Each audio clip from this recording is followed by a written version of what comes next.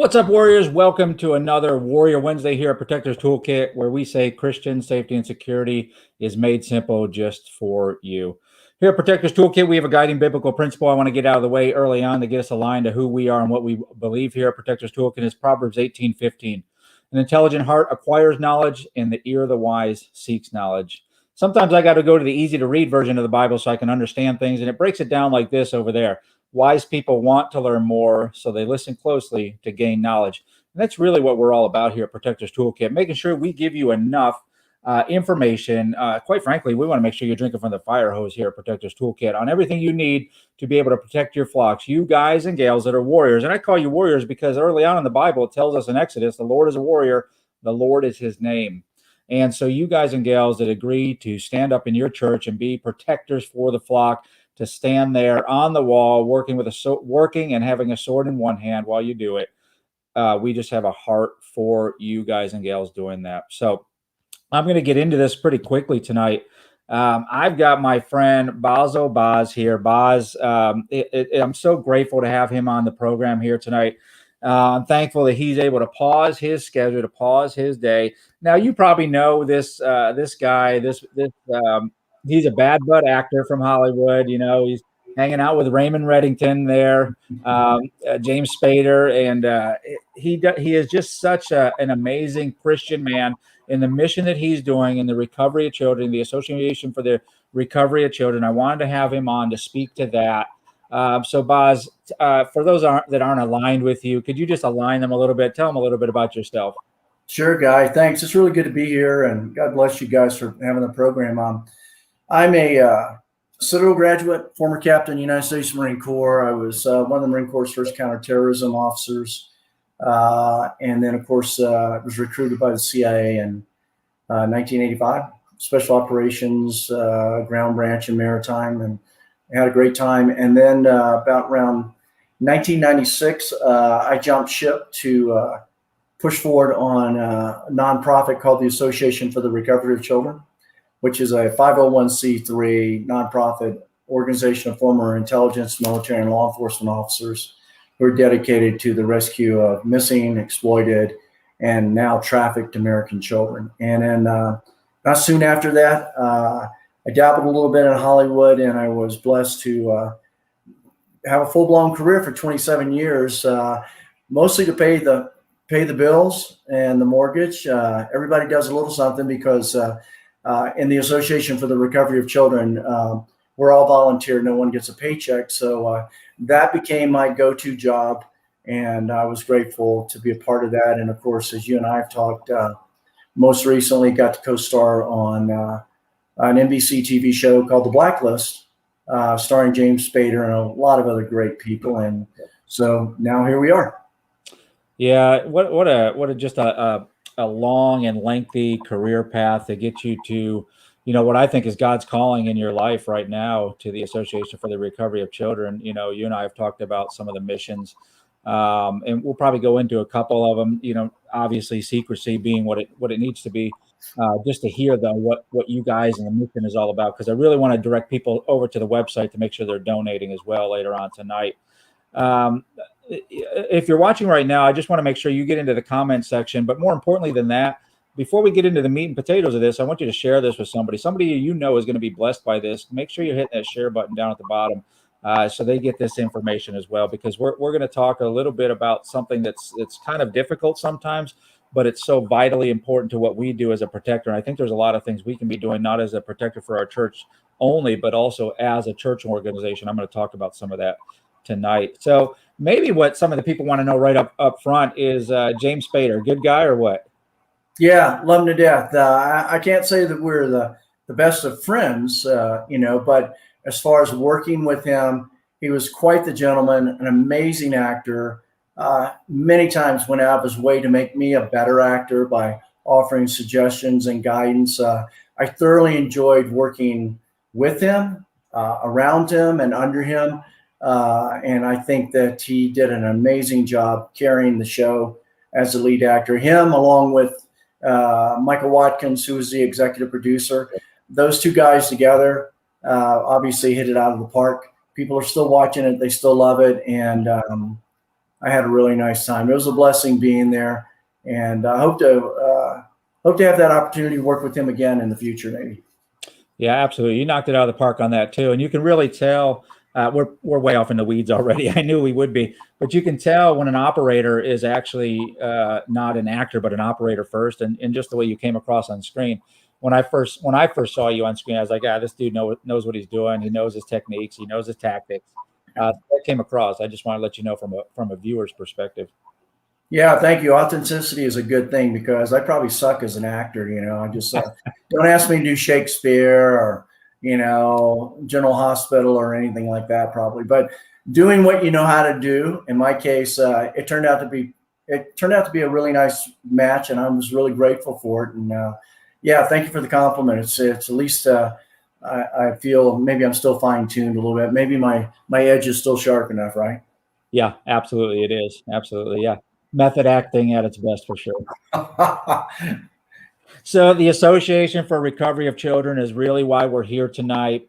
This is an organization of former active intelligence officers, military, law enforcement personnel, and all dedicated to the recovery of missing and exploited American children in foreign and domestic locations.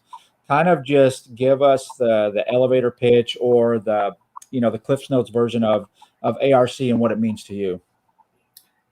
Yeah, it's one of the longest running nonprofit child rescue organizations in the United States, started in 1993. We're very selective with the people that we have on board, primarily tier one operators. There are people that have come out of the civilian market that have really proven themselves to be excellent, particularly on the technology side of our house. But when I started in 1993, the business model of trafficking children was not as sophisticated as it is now. So the level of corruption has far exceeded anything I could have imagined through the ranks of politicians, churches, law enforcement, hospitals. No one's immune from this. And now with the push from the cartel being involved, it has become far more sophisticated, to the point, Guy, that people like you and I are actually working for the bad guys because there's so much money involved. So whereas we started out in 1993 rescuing non-custodial parental abduction cases and then trafficking cases, early on, the word trafficking wasn't as fashionable as it is now. Right. So and now it's we've had the opportunity, being some of the first on the ball field, so to speak, to watch it grow and get behind the veil and acquire technologies that allow us to actually, and I say this with all due respect to all of my law enforcement partners, but far exceed their ability to actually go and locate a child and rescue a child. And that's only because they have budgetary constraints and they're swamped with so many other things. But because this is the only thing we do, it allows us to kind of advance uninhibited by red tape and a lot of other stuff. And so we stay quite busy. 2019, I think there were close to 421,000 American children missing in the United States. So that went to runaways, child trafficking, child pornography, and the list goes on. But let me just kind of come full circle again. The business model of child trafficking as a commodity has become so dark and so deep and so sophisticated that most people that are trying to actually go out and rescue children are just behind the power curve because they don't know what they're looking for. They don't know how to go up against such a sophisticated model. And so are we winning the war on trafficking? Absolutely not. Yeah. Will we ever get rid of trafficking? No, we will not until God comes home. But we can take a bite out of it. And we can talk about how to do that in this segment if you want. Yeah, I remember, some of my earliest times, and again, before cameras and technology, really, you get those calls and, being here in the United States of Texas, as I like to say, and having a relatively close, international border, we get these calls from parents, hey, my kid was taken and my kid's been missing. And we just feel so helpless in that situation, especially when they say, hey, I think someone, a family member has taken them and they're taking them to Mexico. Here, that's a long way away for us, but it happened so quickly. We were hamstrung on a lot of things because who do you call? Back in those days, we try to call Customs and Border Enforcement, but we know they're not going to hit a checkpoint.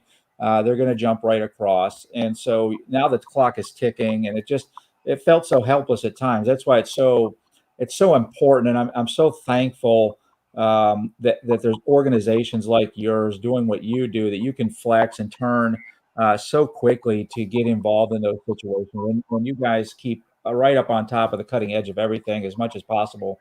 But like you said, it's for me, and I think you mentioned this in a roundabout way.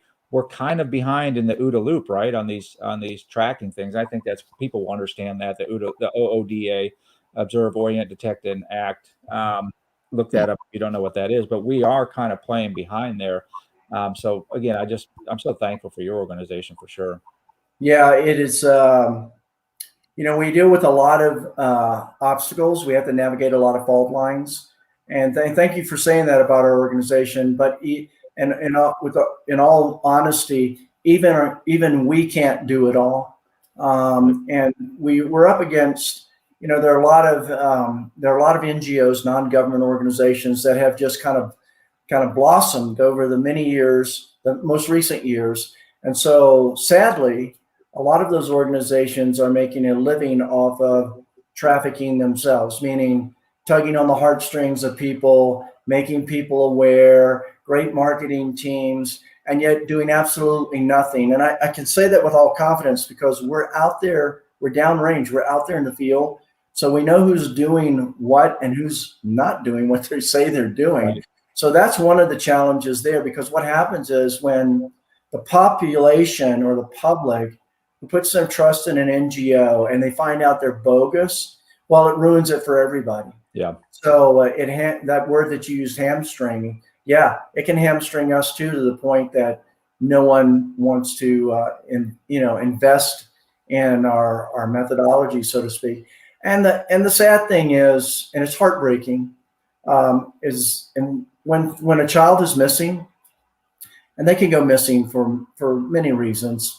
We get those phone calls like, if you guys don't say go get our kid, no one will. They're going to be lost, and they're heartbroken because they're lost because they've been to police, they've been to the State Department, they've been everywhere they can go, and there's no result. So we feel that pain for them, and it's literally off the charts. I will tell you that they're almost probably, I'd say close to probably 95% of the cases that we deal with involve children that come from really rotten homes. Yeah. That's where it starts.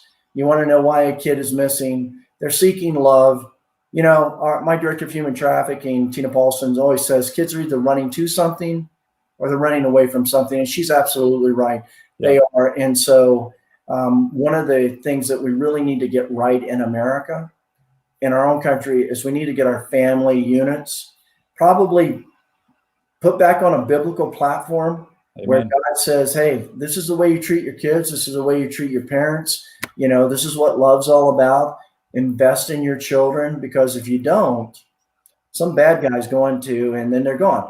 And what's crazy about that guy, and forgive me for being long-winded on this subject, but, and it's a little frustrating. Yeah. Well, sometimes we have rotten parents that want us to go get the kid. They want us to clean up their mess for them, And sometimes when we do find those kids don't want to go back. And guess what? I don't want to take them back either. Yeah. They'd be better off by going to aftercare or foster care sometimes in the right place, because their parents are just horrible. They're just rotten. They don't know how to parent. And so this is a major problem that we have in America when people go, why are all these kids disappearing? Well, why don't we look at home first and find out, And most of these kids don't have a good church family. They don't have a good church foundation. They don't know the love of God. Their parents don't. And so we get that right, we probably will put a bigger dent in child trafficking, to be honest with you. Yeah, amen, amen. All that a preach right there for sure. And so we're seeing the roosters are coming home to roost, so to speak, because law enforcement, by and large, now where we could have had some proactivity.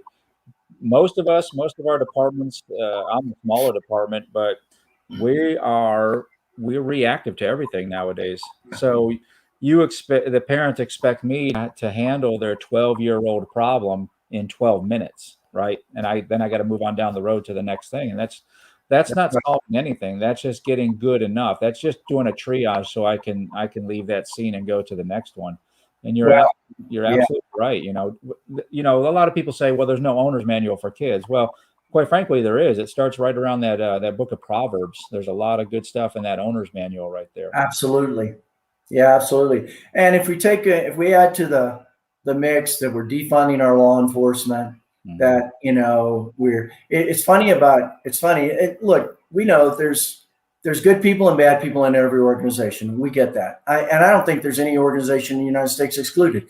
Even when I came out of the CIA, we had good people and we had bad people. Yeah, And that's part of any company, any organization. You're going to get that.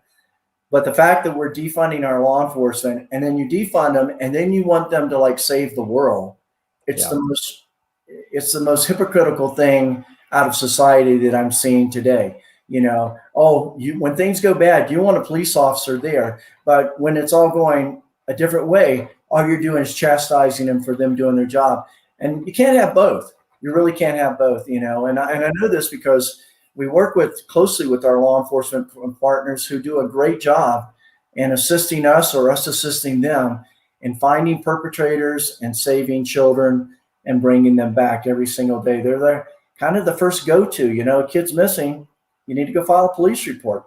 You need to yeah. go talk to your law enforcement partners, and communities that want to be involved in trafficking need to put together a strategic alliance with their law enforcement partners so that they can all be working together to help each other.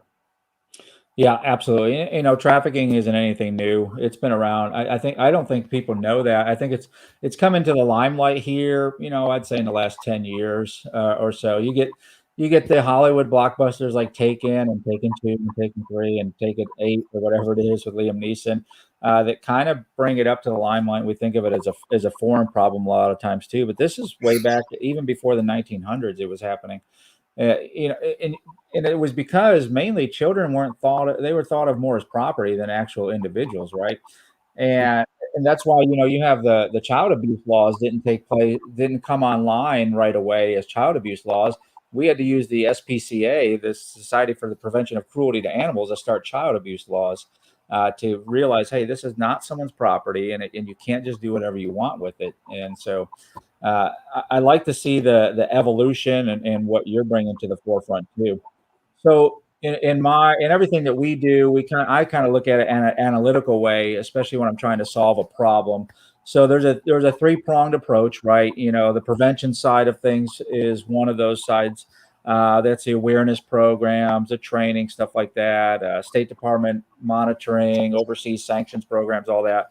Then there's the protection side, the T visa, so families can stay together, stuff like that. There's stuff for foreign national victims and all that, and then there's the prosecution side as well. Does ARC support all three prongs of that, or are you guys heavier on one than the other? Well, we support all of it in one way or another. Primarily for us, ARC has a legislative agenda, which is basically, in all frankness, getting the death penalty put in the United States for anybody that sexually exploits a child. Yeah. I mean, we're hard about that. Two is we offer an equipping program, not an awareness program, but a very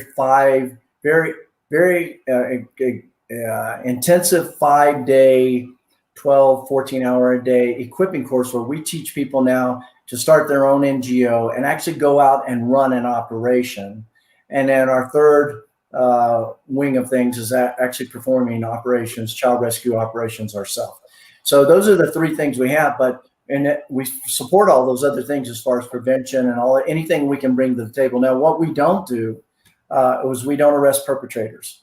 We're Right. not. We don't go after that. We could. There are laws in certain states that allow you to arrest a perpetrator, and if we found ourselves in that corner, we would probably choose to use that. But what we do is we look for a window of opportunity to actually go rescue a child and with as less trauma as possible, and get them out and then get them into safety. Long time ago, we tried to be everything to everybody. We can't. Right. You'll fail miserably. So we stay right in our lane, and our lane is right when all local, state, and federal law enforcement efforts have been exhausted to go find a child. That's when we get involved. And a lot of that is exercised through footprint contamination that, most perpetrators are leave something behind, whatever it may be. And while we can't get into all our tradecraft and stuff because it's sensitive, what we do is we have an ability pretty much to hunt anybody down around the world. A lot of that came from my CIA training. A lot of it comes from access to intelligence platforms that still exist around the world and in the United States. And I think probably our greatest capability, Guy, is to look behind the veil. There's not many people, I don't care who you are, that when we start looking at you, we can tell what you're involved in and what you're doing. And that allows us to do a very good contextual analysis of a lot of different things to find out who the bad guys are, where they came from, how they're moving, where they're going in the future. And thus that leads us to generally finding the children and rescuing children. Yeah, there's an old theory out there that came out of car crash reconstruction days, the transference theory, right? So anytime an object touches another object, no matter how slight, it always leaves a print or an ID of itself on that other object. And it's no different in the virtual world or the the regular world. So I know you guys, that's a key element to what you guys do and how you're able to keep up and build these cases. And like you said, the footprints are there. Someone's got to be dedicated to watching the footprints, and then from there, patterns will definitely evolve. Nature loves patterns, and patterns do evolve out of those things for sure. Absolutely. And it's interesting coming out of there were times back when I was with the agency that we had a term, and it's probably not necessarily appropriate for the faith-based community, but it's a good term to hear. And it's called dancing with the devil, but you don't poke him in the eye. And in the CIA, being undercover in the spy world, you had to sit with a lot of rotten people who thought you were rotten also, in order to gather intelligence and stuff. And so, interestingly enough, when it comes to anti-child trafficking operations, you may find yourself sitting with some pretty rotten people, gang members, former predators, whatever it may be, because, and you have to put aside your emotional attachment to the issue, because if you're emotionally attached to this issue, you literally want to go out and strangle people who are bad people, but it can never be that. It has to be very logical, very strategic, very orchestrated, collecting your data, understanding why you're taking those meetings with those very, very rotten people in order to get intel so that you can find the kid and ultimately save the child from being trafficked even further. So it's, if you're not prayed up for it, if God isn't in it, I always tell my team, it's not that God is part of the equation. It is that God is the equation. Yep. Amen. We always go back to Micah 6:8, what does God require of us? And there's your marching orders right there. And as long as you stay there, remember your marching orders, you'll be effective in actually saving the lives of quite a few children over the course of time. Yeah, absolutely. So that's a good, let's put a pause right there. I want to make sure that we pay some bills here and do a little promo video for the Protector's Toolkit, and then we'll jump right back into it real quick. I'll do that.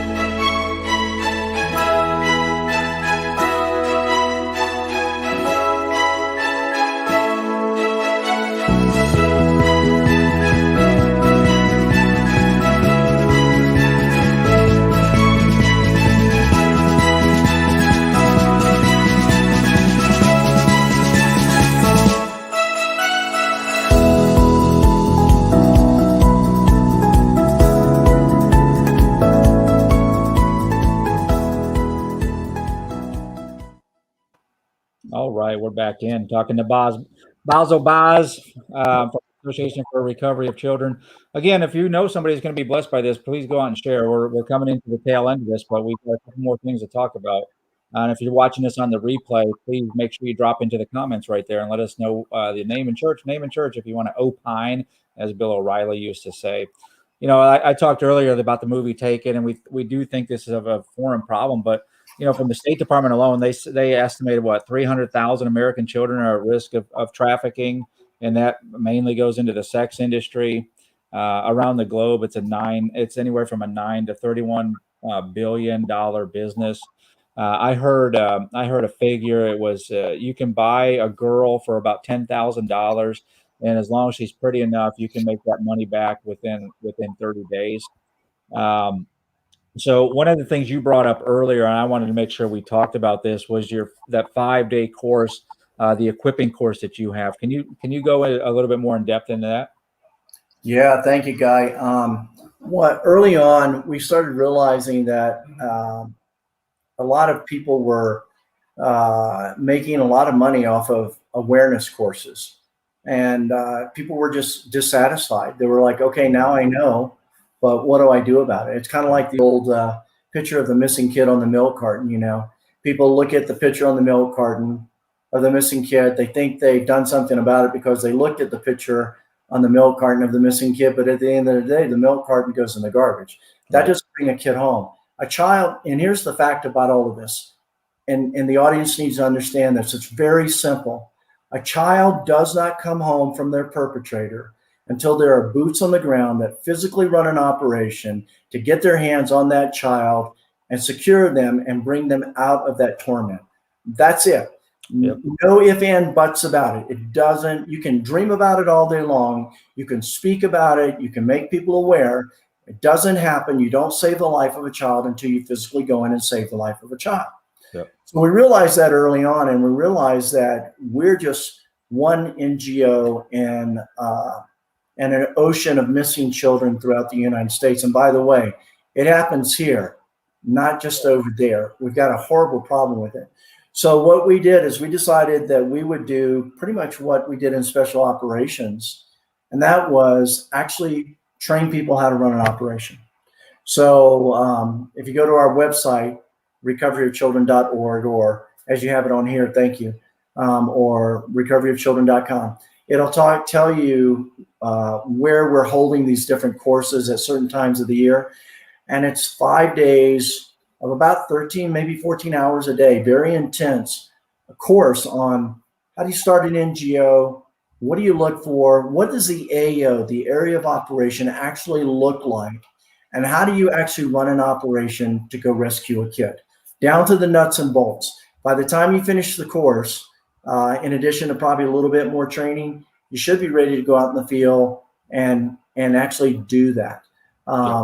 And so now what's happening is we're starting to build an army of people. Yeah. It's kind of like spreading the gospel, you know. Yeah. Share it here, and they share it someplace else, and share it someplace else. There are a lot of people believe that and this is across the board. We even have our law enforcement officers that come to the course and say, look, I only got 1 day of this. I don't really know what's going on down there. You guys are dealing in the streets all the time. Can you help us learn more? And whether that's DOJ or whoever it may be, or local or state or federal, which really great. They come, and hopefully at least the feedback has showed us that they're getting far more than they ever got before, which means they're more effective on the streets when it comes to actually not only knowing what to look for, but knowing how to navigate the fault lines and how to actually rescue a child. The course is, believe it or not, it's not very expensive. It's $100 a day. I know. Oh my gosh. People laugh at me. They go, well, blah, blah, blah. You should pay for more than that. But I didn't get into it as a business model. We actually literally want people to learn how to actually go out and save the lives of children. And here's the thing about it. The community has got to be involved. Yep. You know, in our Constitution, in our Declaration, it says we the people, and that's it. And our law enforcement officers they say we're here to serve, and they're here to serve the public as our politicians are. Ultimately, though, the people have got to get involved if they want to start saving their community. And that's the way it used to be in the old days. And so we've got to get back to that. So we decided to put this together, and it's been off the charts. It's been great. And we actually have other NGOs that have already gone out afterwards, and they're rescuing kids, which is great, So Fantastic. yeah. Well, yeah, that's a phenomenal thing too, because I liken it to the cockroaches when you shine a light on them, right? That's what these clowns are.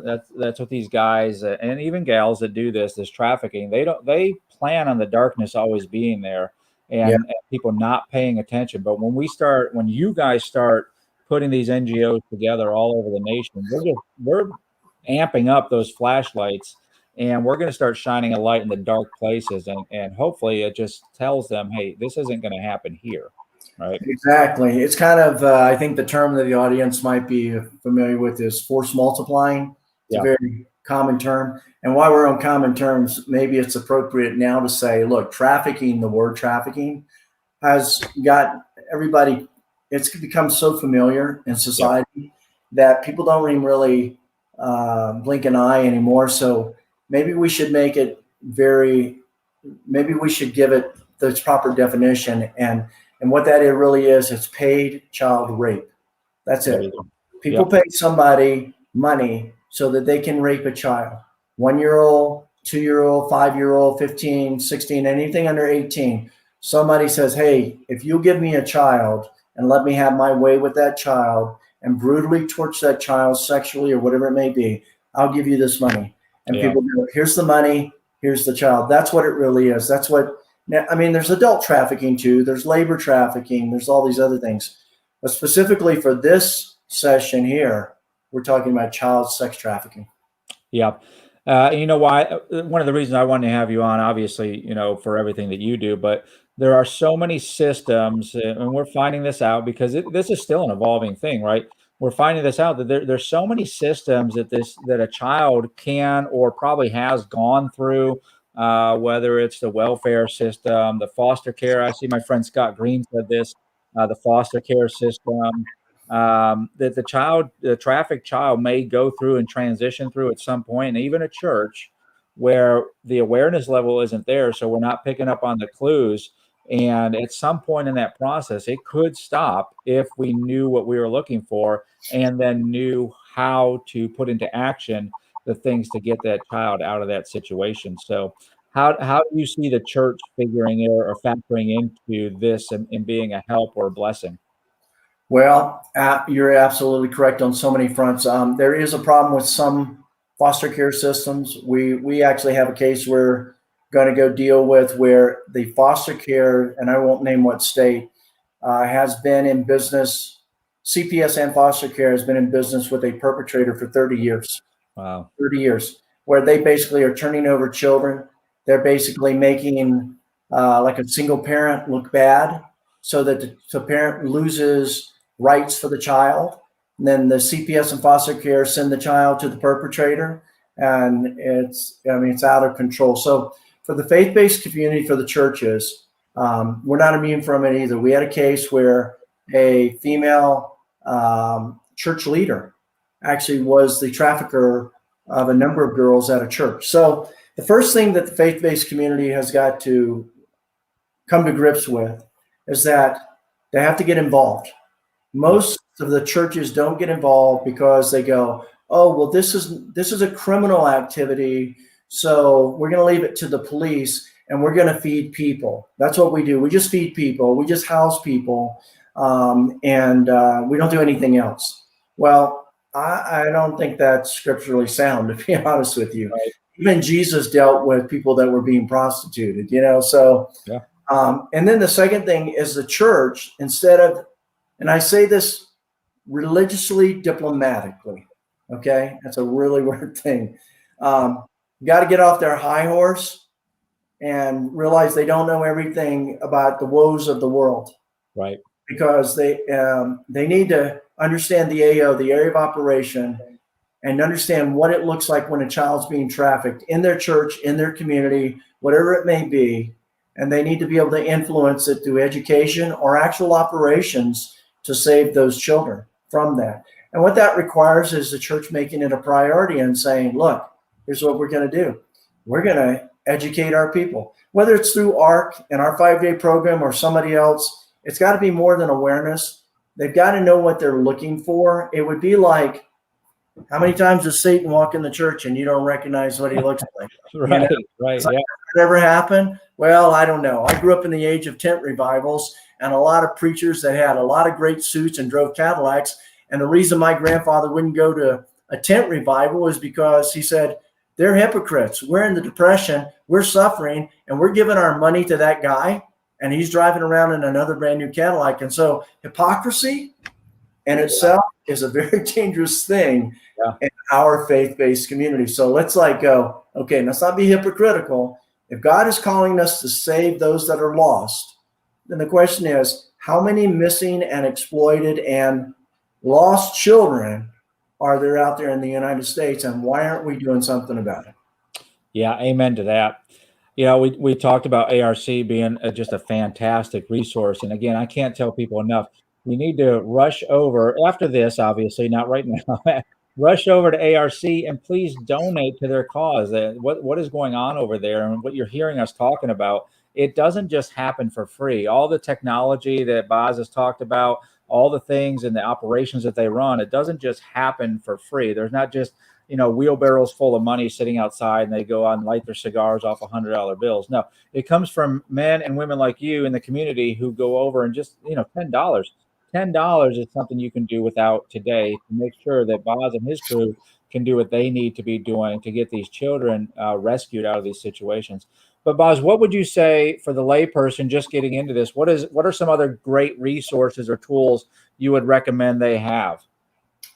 Well, first, if you're even interested in the anti-trafficking arena, you can go online and there's just oodles and oodles of information. Not all of it is accurate information, but there's a lot there. That's where you first start. The second place, and I tell people this all the time, and it's not that I'm pushing our equipping course, but I have people call up literally every week and go, how do I get involved? And I tell them, I go, look, you know your capabilities more than I know your capabilities. So come to the course and you'll learn where you can fit in rather than me trying to convince you where you fit in.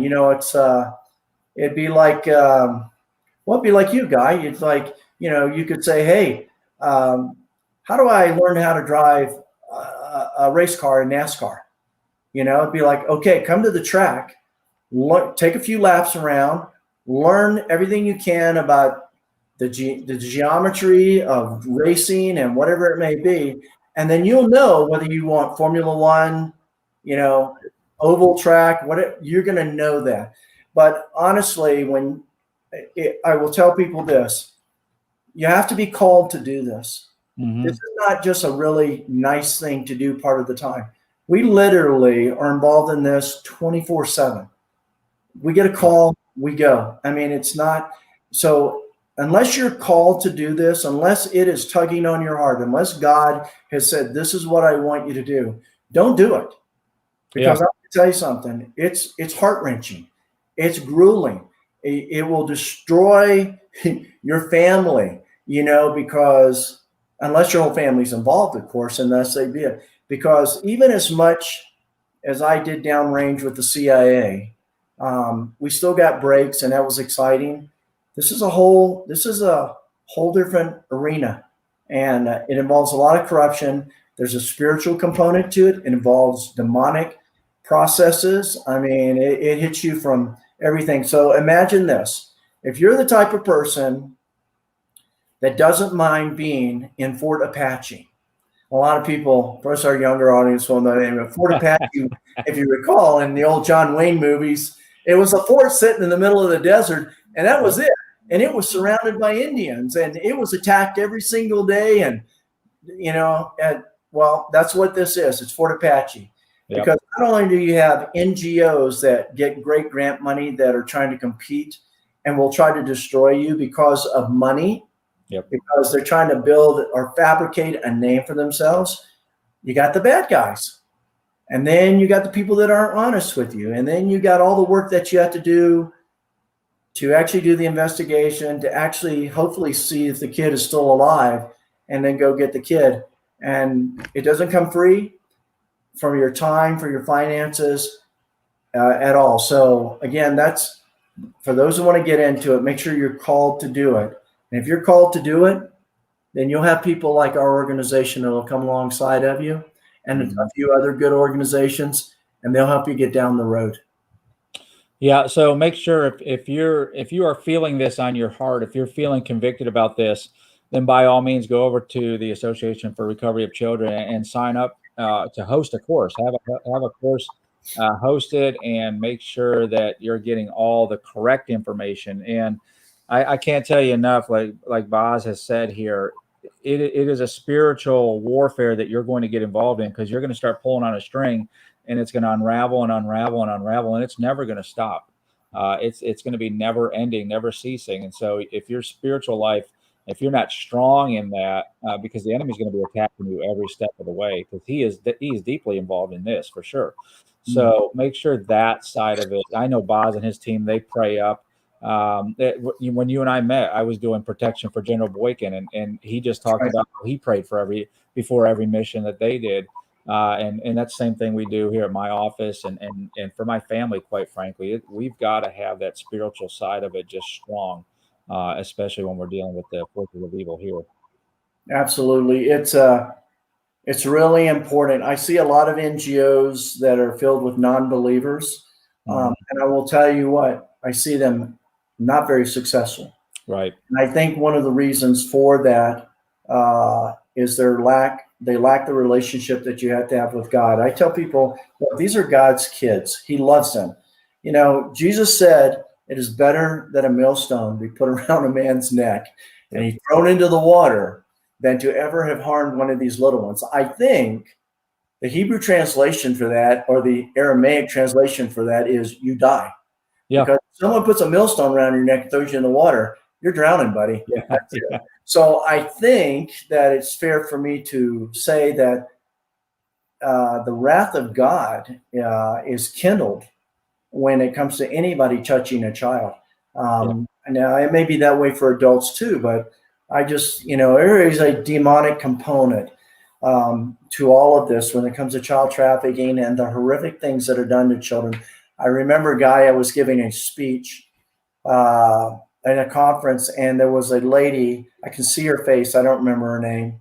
She was a psychologist, and she said, she raised her hand and she said, Boz, she goes, can I ask you, she said, don't you think that it's important for us to try to understand why a pedophile molests a child, so that we can kind of try to maybe make that pedophile better, or, make them a better person in society?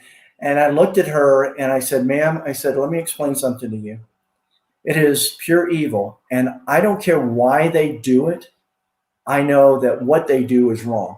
And that's all I care about. They're committing a crime, a heinous crime against a child, an innocent child.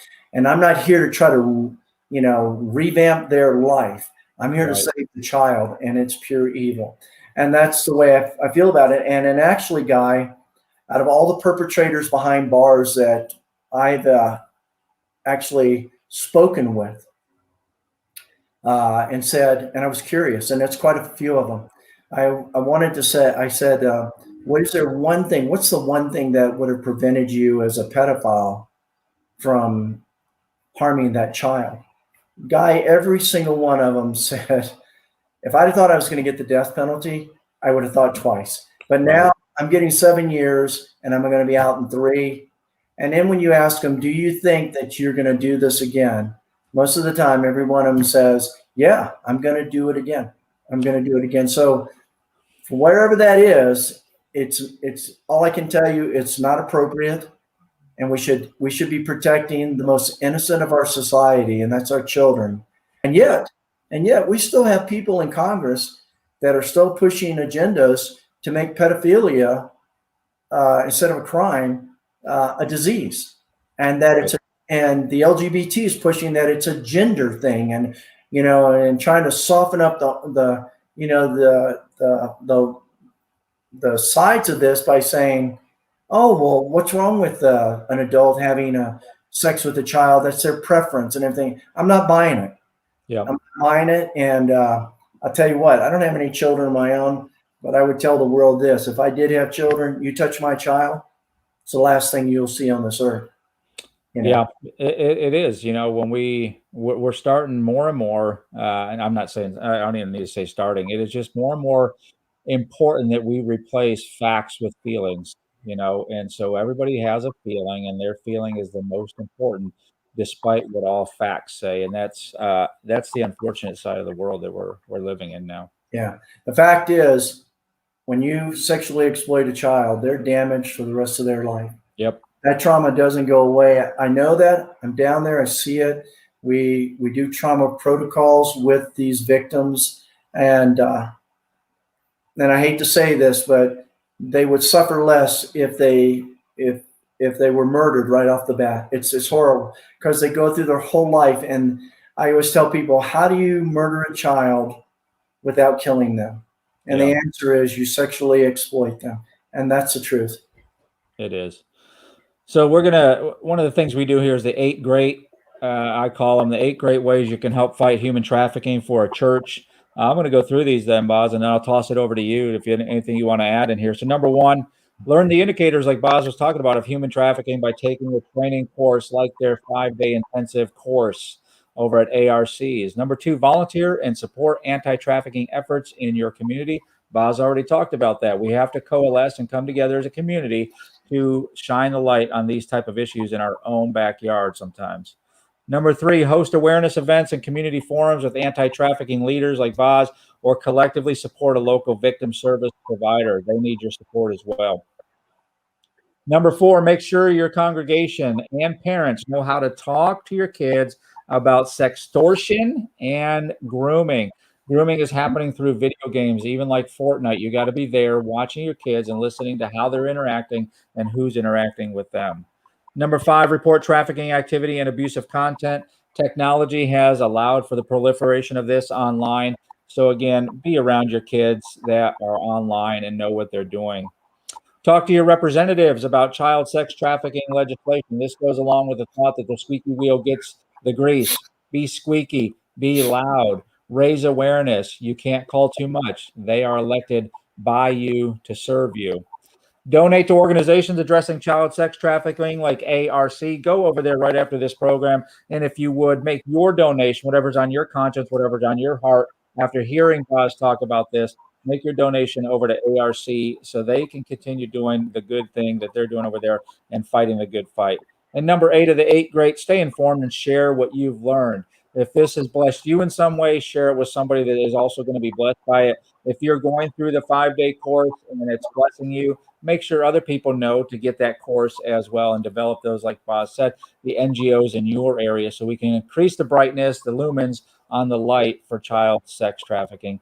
Anything you want to add into that, Boz? Yeah, Guy, just one thing. I would say that at your church, get your board of deacons together and sit down and ask the hard question. Do we have any trafficking in our congregation? Do we have any pornography? Who's looking at it? Who in our congregation is or could be trafficking children? And guess what? Who in our staff could be trafficking children? It's a really hard question to ask because we try to keep holy ground at the churches, but we have a problem there. And that's the only thing I would ask the congregations to do is just ask the hard question. Absolutely. That's great. So we put it up a number of times, but what's the best way for people to reach out to you and ARC, Boz?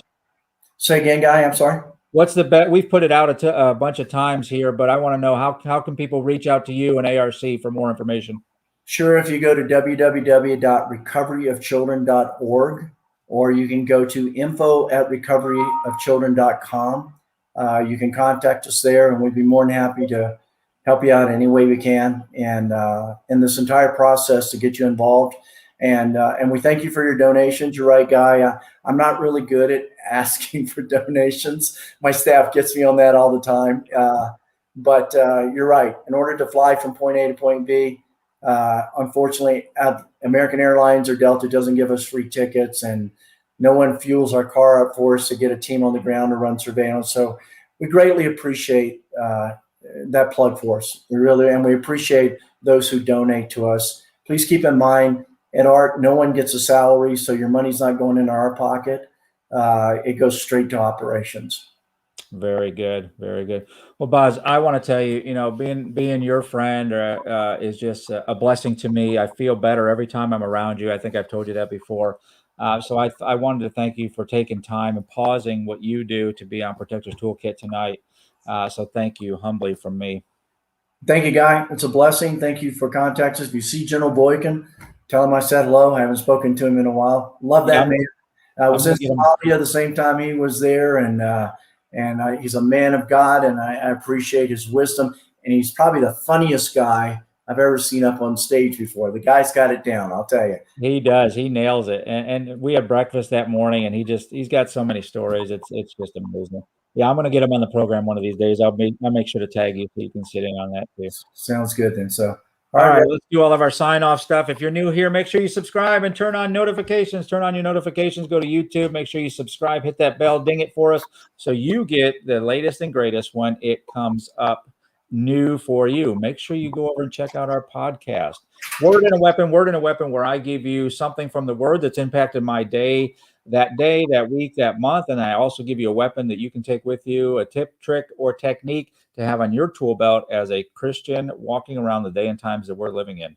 Don't forget to navigate over to our membership site. This is what we're all about here in Protectors Toolkit. Knowledge is power. We want to make sure that you're jumping into the membership site, and we give you the one thing that you physically cannot go out there and buy. That's time back in your day, time to develop the safety and security protocols, plans, and procedures that you want to have at your church. We want to make sure we're helping you professionalize your safety and security ministry at your church.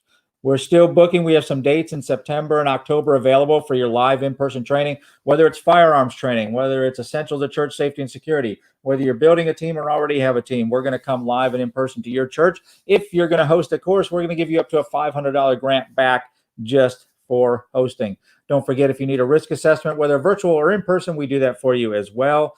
And go out there, go find ARC, find all of our stuff, like, subscribe, and do the thing, and make sure, warriors, that you do the thing that I always ask you to do. Keep them safe.